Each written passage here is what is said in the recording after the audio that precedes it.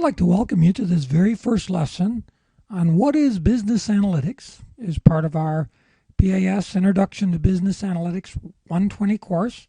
This is lesson number 1.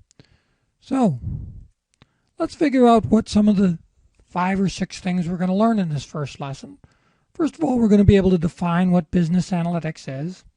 We're going to talk about the importance of it. We're going to talk about the various applications, the different scope of business analytics, and a little bit about the evolution of analytics and where the current state of business analytics is today.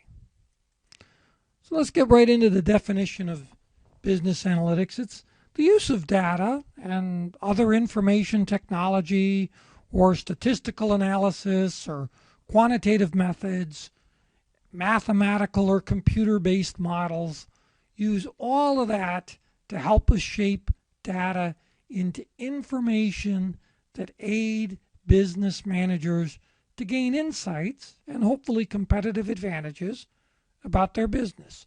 So in a short term, it's taking data and turning it into usable information.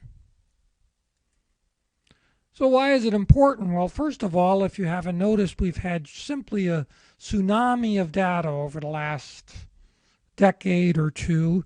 In fact, Eric Schmidt, CEO of Google, commented that every 2 days we now create as much information or data as we did from the dawn of civilization up until the year 2003. So from the dawn of civilization to 2003, that amount of data we now create every 2 days. Pretty amazing. Now, a lot of this has been facilitated by the fact that the storage capacity for data has increased dramatically, processing speeds have increased and improved dramatically, and some of the analytic tools that we have increased dramatically. But still, it's a daunting thing to try to keep up with all of this ever increasing volume of data that we're seeing in the world. So being able to do that, turn this data information, is becoming more and more important every day. And it's not just me. 83% of all executives, according to a recent Business Week Research Service study, 83% of all executives agreed that the importance of using information effectively to run their business has never been greater or more important. Here's another number. Analytics, you can tell I like numbers. $10.66 in a recent nuclear research found that for every $1 a company spends on analytics, it gets a return of $10.66. So business people, if they're getting that kind of return, they're going to be very interested. Now, what are some of the applications? This list could go on for a dozen pages. It's everywhere. Marketing, you've probably seen Netflix. If you've liked this movie, you'd like others. Amazon, if you like this book, you'd use others. Grocery stores, discount offers.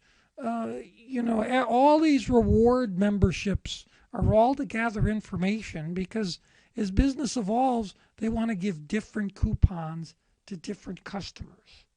What reward programs will drive renewals? Verizon used this a lot to figure out what kind of discount should we give so that when the 2-year cell phone subscription ends, people will renew. Because as you remember, that used to be a huge problem. People wouldn't renew and they would jump. So what kind of incentives or discounts or reward programs?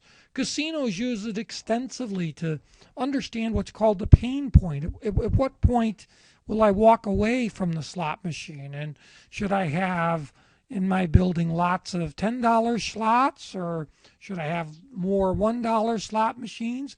If you've been to a casino lately, you notice most of the machines don't take money anymore. You have to get a card so that they can keep track of the information about you and your habits as you go around the casino.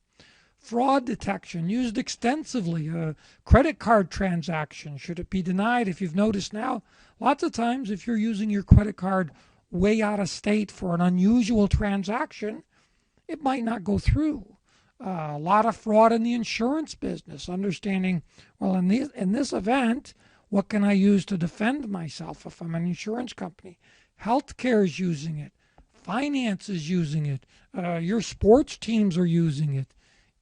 Anyone that has information and uses information, which is everybody, can benefit from analytics and understanding that information better. So let's talk about the scope, because there's 3 scopes that we'll go through. First, there's what's called descriptive analytics. That's where I just describe the data. It allows me to describe what the situation is. So I might say the class average on the last exam was an 81, and I might describe the data by talking about some statistics like the average or the standard deviation or the mode, the score that was scored most, or what the middle score was, called the median, right?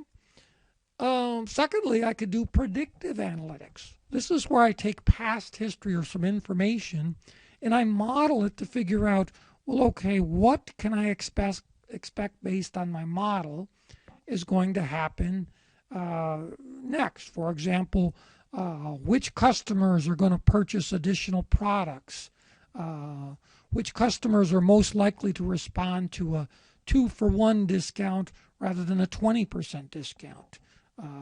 Does it matter whether I offer that discount or which type, after Christmas or before Christmas? I'm using historical data to model it so I can predict what people are going to do going forward, or predict what the impact is of a sales program or a marketing program or a deployment program. The last type of analytics is what's called prescriptive analytics. That's where I actually use the analytics to give me a solution, not just to predict, but to give me an optimal solution. For example, it analyzes what should be done versus what is happening. So I might use a mathematical model. I could use it for what is the best route to collect my ATM machines? What is the best route to move my trucks around and my logistics? What is the best route for my airline services? Subject to some constraints where I may be maximizing or minimizing, but the key is it gives me some sort of optimal solution. The analytics are actually prescribing to me some sort of action I should take. So that's the different scopes. A little bit about the evolution of analytics. So it's really the evolution of history. So, here's some data: the printing press, the television. And then in the 1940s and early 50s, we had the early advent of the computer, which really gave us the ability to do some analysis on large amounts of data. And that was really the father of what's called operations research, which was kind of the father of business analytics. And it really came in to play very critically in World War II. It's a very interesting, fascinating study about some of the research that helped the UK with their radar systems, helped them in terms of bombing rates, helped us with the invasion of Normandy, all sorts of interesting things. But it was the advent of the computer that began to give us the capability to use large amounts of data, and it was first used by the military in large.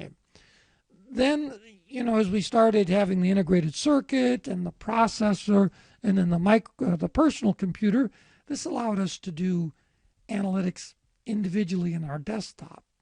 And then the big thing came in 1992, as you probably are aware, when the internet came, and now information and data was flowing everywhere. So everything just started exploding, and where we sit today, where the numbers will probably be wrong by the time we put them out. 88 billion Google searches per month, more text messages sent every day than the population of the planet. This has brought about a whole advent of not only more data, but more what's called unstructured data, a whole new set of data sources, not just reports or things. It's data that's out there. So the last chart in this first lesson is taken from a SAS report on the current state of business analytics.